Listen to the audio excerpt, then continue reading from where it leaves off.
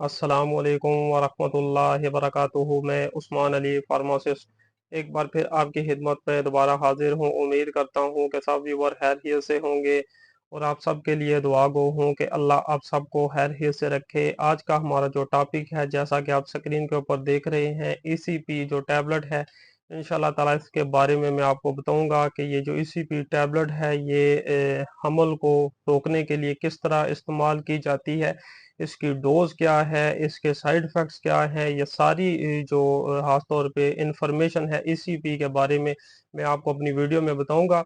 लेकिन इसकी तरफ आने से पहले आप व्यूअर से रिक्वेस्ट है कि अगर आपने अभी तक हमारा YouTube channel medicine knowledge subscribe नहीं किया तो आप सब्सक्राइब कर लें और बेल आइकन के बटन पे आप प्रेस कर लें, ताकि हमारी जो मज़ीद और भी अच्छी अच्छी आने वाली वीडियोस हैं वो आप तक बर वक्त पहुँच सकें और आप इनसे भरपूर फ़ायदा उठा सकें। ECP सबसे पहले अगर इसकी फार्मूलेशन की बात की जाए, इसके जेनेरिक की बात की जाए, तो इसमें लीवोनोर्जेस्ट्रिल 0.75 mg मौजूद है, जो कि एक हार्मोनल मेडिसन है, हार्मोनल ड्रग है। 1 डोज पिल होती है जो कि प्रेगनेंसी को रोकने के लिए ये मेडिसन इस्तेमाल होती है।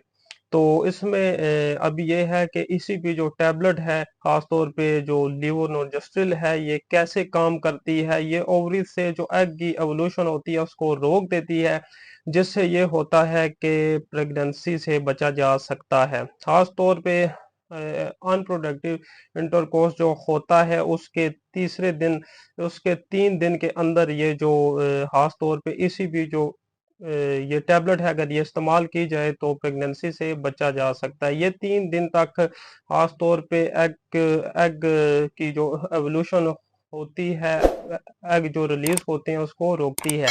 तो इसमें ECP जो टैबलेट है, इसमें सबसे मेन बात यही है कि ये अगर अनप्रोडक्टिव इंटरकोर्स हो गया है तो उसके 3 दिन के अंदर ये मेडिसिन इस्तेमाल करनी है। अगर 3 दिन के बाद ये मेडिसिन इस्तेमाल करेंगे तो फिर इसका कोई फ़ायदा नहीं है। तो ये ख़ास तौर पे यही मैंने आपको अपनी वीडियो में बताया। इसके मेन बेनिफिट यही था कि अगर ख़ास तौर पे अगर आप प्रेगनेंसी से बचना चाहती हैं तो इसको 3 दिन के अंदर, ख़ास तौर पे इंटरकोर्स के अंदर, इसको के बाद इसको 3 दिन में इस्तेमाल करना है। तो बहुत ही इफ़ेक्टिव रिज़ल्ट है इसका ECP का। तो अब भी इसके जो साइड इफ़ेक्ट्स हैं, अगर उनकी बात की जाए तो साइड इफ़ेक्ट्स में हेडेक हो सकती है, एब्डोमिनल पेन हो सकती है, नोज़िया, वोमिटिंग वगैरह हो सकती है। उसके अलावा इसका जो इफ़ेक्ट होता है, ख़ास तौर पे जो ख़ास तौर पे पीरियड्स हैं उन पे क्या इसका इफ़ेक्ट होता है, तो उस पे ये होता है कि पीरियड्स जो हैं वो इर्रेगुलर हो सकते हैं, या तो बहुत कम हो सकते हैं और या बहुत ही ज़्यादा हो सकते हैं, और हैवी ब्लीडिंग भी हो सकती है और ब्लीडिंग कम भी हो सकती है। जो पीरियड्स हैं वो इर्रेगुलर हो सकते हैं। और इस मेडिसिन से मुतल्लिक अगर आपका कोई भी सवाल हो तो आप हमें कमेंट्स में बताएं, और हमारी मज़ीद सपोर्ट के लिए हमारे चैनल को